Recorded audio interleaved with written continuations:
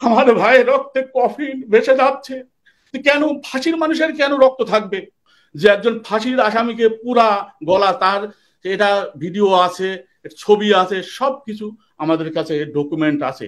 আমরা বিভিন্ন মাধ্যমে জানতে পারছি তাকে ওই রাত্রে নিয়ে নিয়ে যে চারজনকে ফাঁসি দেওয়া হয়েছে, আর তাকে স্পেশাল একটা রুমে নিয়ে যাওয়া হয়েছে। সেখানে শেখ হাসিনা গাড়িতে করে এসে তাকে নিজে বুকের ওপরে পা দিয়ে আরো চারজন ধরে রাখছে, আর একজন জল্লাদও সাথে ছিল সহায়তা করার জন্য। নিজে হাতে জবাই করা শুরু করছে, বাকি কাজটা পরবর্তীতে জল্লাদ ছাড়ছে। তো আমার ভাইকে শেখ হাসিনা নিজে হাতে জেলখানায় প্রবেশ করে নিজে হাতে জবাই করে নৃশংসভাবে হত্যা করেছে। অনেক ত্যাগ রক্তের বিনিময়ে বৈষম্য দূর করার জন্য, শোষণ নিপীড়ন দূর করার জন্য আমরা স্বাধীনতা সংগ্রামের মধ্য দিয়ে এদেশকে স্বাধীন করেছিলাম। কিন্তু 72 থেকে 75 পর্যন্ত যে অনাচার অত্যাচার চলেছিল, সেই অনাচার অত্যাচারকে দমন করার আর কোনো পথ ছিল না। একদলীয় শাসনের মধ্য দিয়ে সমস্ত জাতিকে, দেশকে বাকরুদ্ধ করে দেওয়া হয়েছিল। তখন বীর মুক্তিযোদ্ধারা আবার 71-এর মতো গর্জে উঠে এই একদলীয় শাসন ব্যবস্থাকে উৎখাত করেছিল। তাদেরই একজন মহানায়ক মেজর বজলুল হুদা। তার অপরাধ যে জাতিকে সে গণতন্ত্র ফিরিয়ে দেওয়ার সংগ্রামের একজন অকুতোভয় সৈনিক ছিল, একজন মুক্তিযোদ্ধা ছিল। পাকিস্তান থেকে পালিয়ে এসে পাকিস্তান পক্ষ ত্যাগ করে সে এসে মুক্তিযুদ্ধে যোগদান করেছিল। কে ফোর্সের 2 নম্বর সেক্টরে সে অসীম সাহসিকতার সাথে যুদ্ধ করেছিল। পরবর্তীতে সে জেনারেল ওসমানী মুক্তিযুদ্ধের সর্বাধিনায়ক, তার পিএস হিসাবে দায়িত্ব পালন করেছে, সংসদ সদস্য হিসাবে দায়িত্ব পালন করেছে, কূটনীতিক হিসাবে সফলতার সাথে দায়িত্ব পালন করেছে। তার ক্যারিয়ার ছিল অত্যন্ত উজ্জ্বল এবং নিষ্কলুষ। কিন্তু অত্যন্ত দুঃখের কথা যে তারা ক্ষমতা সেই সময় গ্রহণ করেনি। ক্ষমতা যারা পরিচালনা তাদের হাতে ছেড়ে দিয়ে গিয়েছিল। তারপরে পরম্পরায় এক সময় আওয়ামী লীগ আবার ক্ষমতায় এসে তাদেরকে অন্যায়ভাবে গ্রেপ্তার করে, তাদের কোনো আইনের তোয়াক্কা না করে একটা প্রহসনের বিচারের মধ্য দিয়ে তাদের ফাঁসির রায় দিয়েছিল, যা ছিল সম্পূর্ণ বেআইনি। এখানে কোনো আইনকে ফলো করা হয়নি। আমি এই প্রসঙ্গে বলতে চাই, তারপরেও যখন তাদের ফাঁসি দেওয়া হলো, চারজনকে ফাঁসি দেওয়া হয়েছে, কিন্তু আমার ভাইকে শেখ হাসিনা নিজে হাতে জেলখানায় প্রবেশ করে নিজে হাতে জবাই করে নৃশংসভাবে হত্যা করেছে। যা এবং শেখ হাসিনা এই সিরিয়াল কিলার তাকে যেভাবে হত্যা করেছে, তার বিচার আমি আপনাদের মাধ্যমে সারা দুনিয়ার কাছে চাচ্ছি।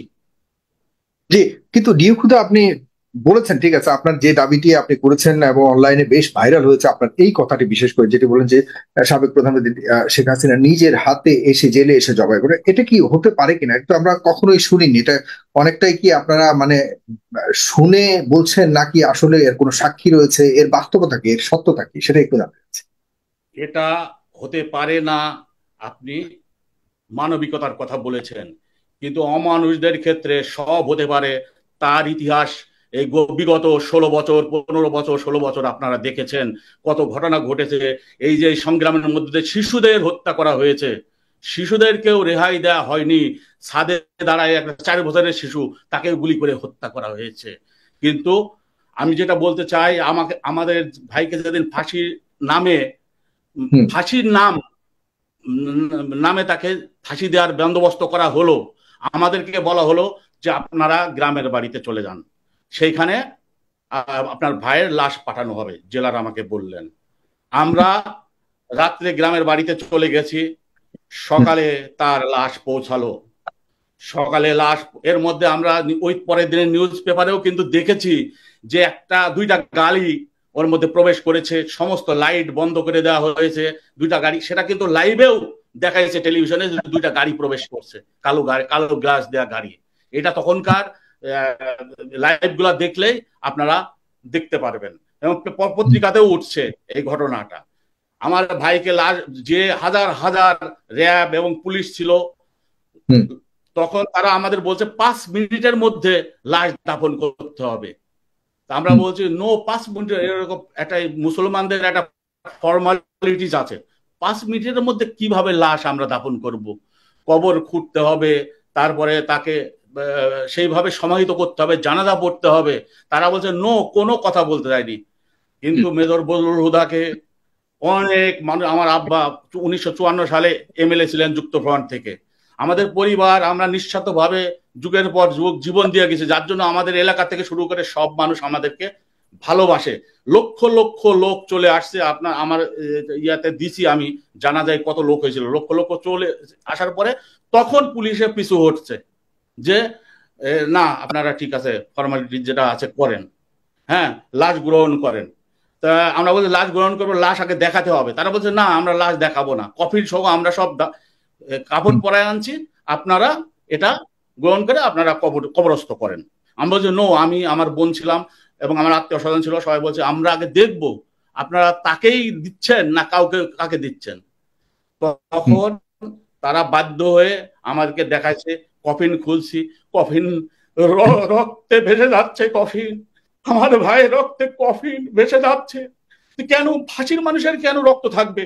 ফাঁসির মানুষের তো আমরা শুনেছি জেনেছি যে ফাঁসির মানুষের তো রক্ত থাকে না, তাকে তো ফাঁসি দেওয়া হয়। পরে লাশ আমরা আমাদের বাড়ির মধ্যে নিয়ে গেছি, নিয়ে যাওয়ার পরে একদম কাফন দেওয়া ছিল, ওদের কাফন ভিজে গেছে। তারপরে তার কাফন খুলছে, আমরা গোসল করানোর ব্যবস্থা করছি। তখন দেখা যাচ্ছে যে সেখানে বড় বড় সেলাই দেয়া, সেলাইটা হয়তো কোনো ডোম বা কোনো ডাক্তার দিয়েছে, বড় বড় সুতা থাকে, ওই যে আপনার মোটা সুতা থাকে, মোটা সুতা দিয়ে সেলাই করা। একজন ফাঁসির আসামি কি? আমার প্রশ্ন, এটা হতে পারে? জাতির কাছে, দুনিয়াবাসীর কাছে, আপনার কাছেও আমার প্রশ্ন যে একজন ফাঁসির আসামিকে পুরা গলা, তার এটা ভিডিও আছে, ছবি আছে, সবকিছু আমাদের কাছে ডকুমেন্ট আছে। এবং পরবর্তীতে আমরা বিভিন্ন মাধ্যমে জানতে পারছি, কেননা অপরাধ যখন একজন করে সেটা গোপন থাকে, কিন্তু একাধিক ব্যক্তি করলে আমরা জানি যে সেটা কোনো না কোনো ভাবে বের হয়। এরকম ভাবে আমরা আমাদের অনেকের কাছ থেকে আমরা শুনেছি, তাকে ওই রাত্রে নিয়ে নিয়ে যে 4 জনকে ফাঁসি দেওয়া হয়েছে, আর তাকে স্পেশাল একটা রুমে নিয়ে যাওয়া হয়েছে। সেখানে শেখ হাসিনা গাড়িতে করে এসে তাকে নিজে বুকের ওপরে পা দিয়ে আরো 4 জন ধরে রাখছে, আর একজন জল্লাদও সাথে ছিল সহায়তা করার জন্য, নিজে হাতে জবাই করা শুরু করছে, বাকি কাজটা পরবর্তীতে জল্লাদ ছাড়ছে। এটা আমরা এই তাদের জনের বক্তব্য থেকে, যারা সেখানে উপস্থিত ছিল, তারা যে কোনো ভাবে জিনিসটা বিভিন্ন মাধ্যমে আমাদের কাছে আসছে।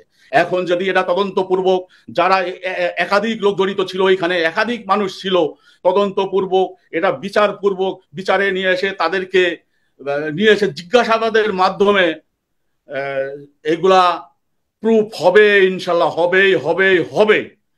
কেননা ওইখানে আমি একা না, লক্ষ লক্ষ মানুষ সেই লাশ দেখেছে, সেই গলা কাটা লাশ দেখেছে, ডুবন্ত রক্তে ডুবন্ত লাশ দেখেছে। অতএব এইখানে আমাদের আর কোনো দ্বিধা নাই যে খুনি, সিরিয়াল কিলার, যে বছরের পর বছর লক্ষ লক্ষ লোককে হত্যা করেছে, আয়না ঘর তৈরি করেছে, সে নিজের হাতে জবাই করে প্রতিহিংসা চরিতার্থ করেছে।